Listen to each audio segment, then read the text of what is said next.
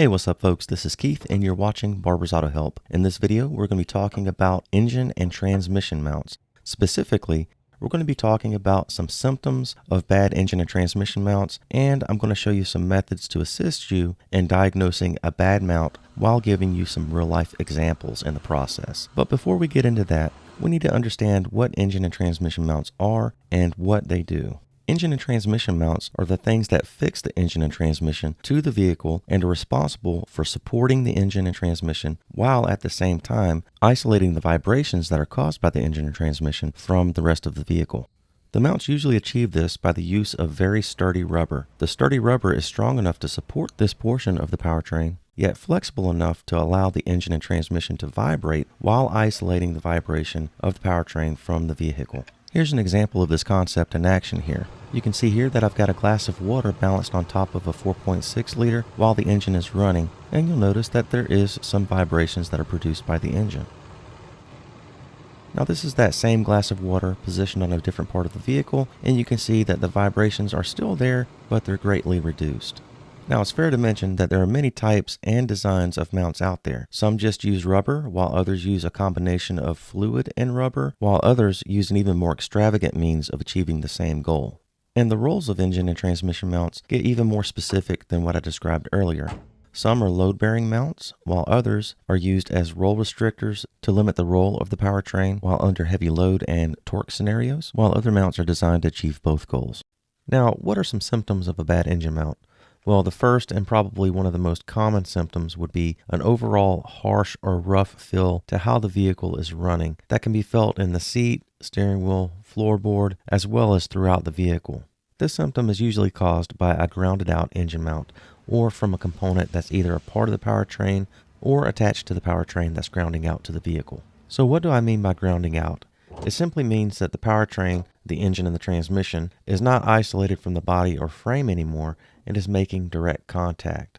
So much of the vibrations being produced by the powertrain are translated directly into the body or frame or unibody. In many cases, a simple visual inspection of the engine and transmission mounts will reveal the problem. You want to look for issues like worn or damaged rubber. Here's an example of a transmission mount that the rubber isolator was damaged on. This was allowing the vibrations from the engine and transmission to be translated into the body as it was pretty much making metal-to-metal contact. You can see just how different the new one is. The new engine mount will have no issues with isolating the powertrain from the body of the vehicle.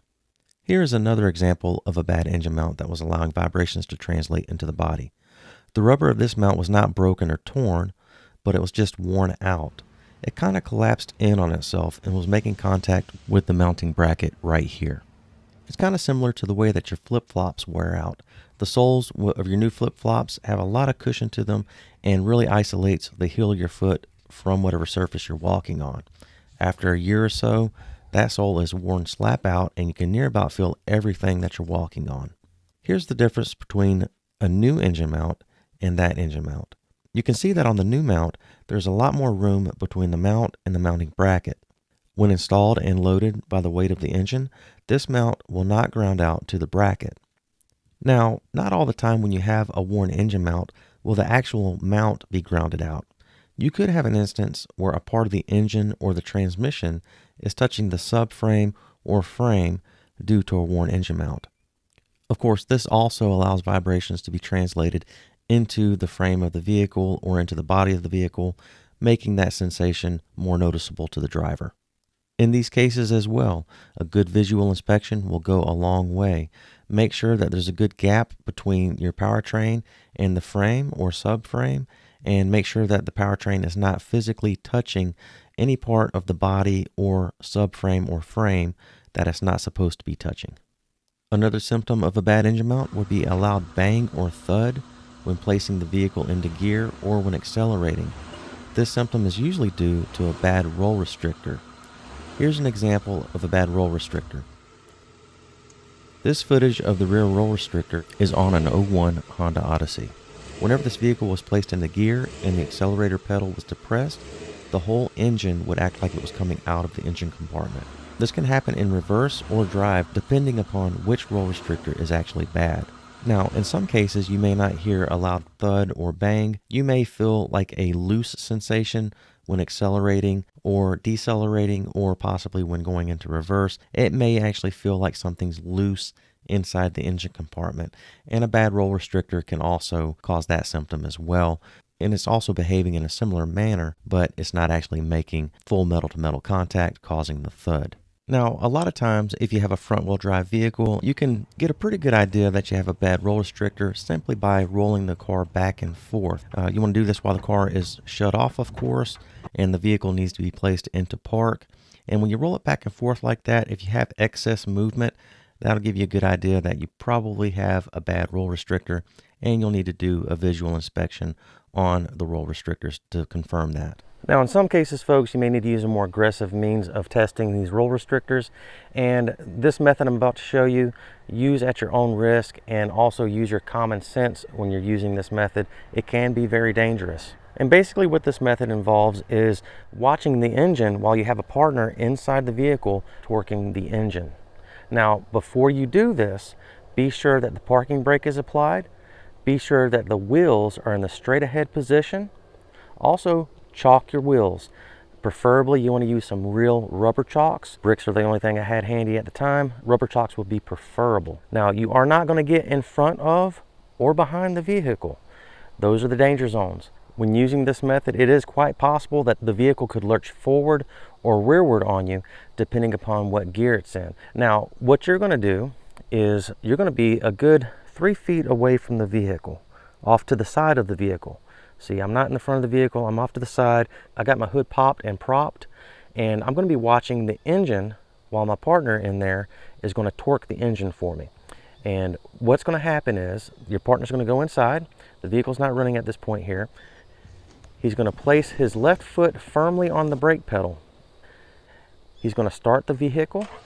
Please note that for the entirety of this process, your partner is not to let his foot off of the brake pedal whatsoever. Be sure that he keeps his foot firmly placed on the brake pedal at all times. Have your partner watch this video so that they know what's going on and what's expected. He's then going to shift into drive, and then he's going to rev the engine several times off and on. While he's doing that, you're going to watch the engine and see if it heaves. If it heaves excessively, you probably have a roll restrictor problem. He's also going to do this process in reverse. Before shifting into reverse, let the engine return to idle, then shift into reverse. Repeat the process with revving the engine and check the other roll restrictor.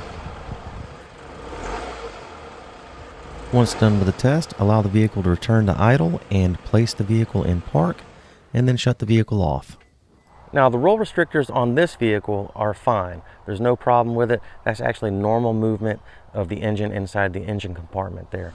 Now, if you have an instance like shown in the video from earlier where the engine is kind of heaving out of the engine compartment, you got a problem. You need to do a visual inspection on your roll restrictors, and you need to verify it actually is a bad roll restrictor, and of course replace as needed. Now, this test can also be used on longitudinally mounted engines, the ones that go from front to back.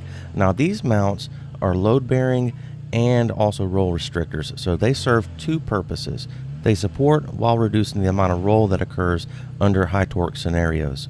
Again, it is not advised to stand in front of the vehicle while doing this test. I've got the camera sitting in front of the vehicle mounted to a tripod. Now, once you got a pretty good idea that you have a roll restrictor issue, further investigation will be needed. A lot of times, a good visual inspection of the roll restrictors will reveal a problem. Usually, you'll see like ripped or torn rubber in the roll restrictor, or excessive movement in the roll restrictor when using a pry bar on it.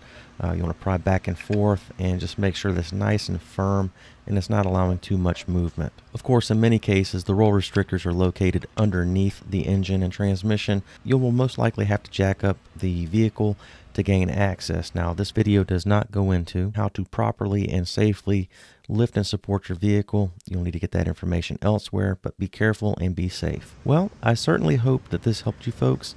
Please note that this is a very simple video and really only goes over a few basic symptoms of a bad engine or transmission mount and gives you a few tools to help you diagnose them. I'll post links at the end of this video and in the description of this video to other videos that may be of use to you as well. Feel free to watch. Also, before you apply any of this knowledge, please read the entire description of this video.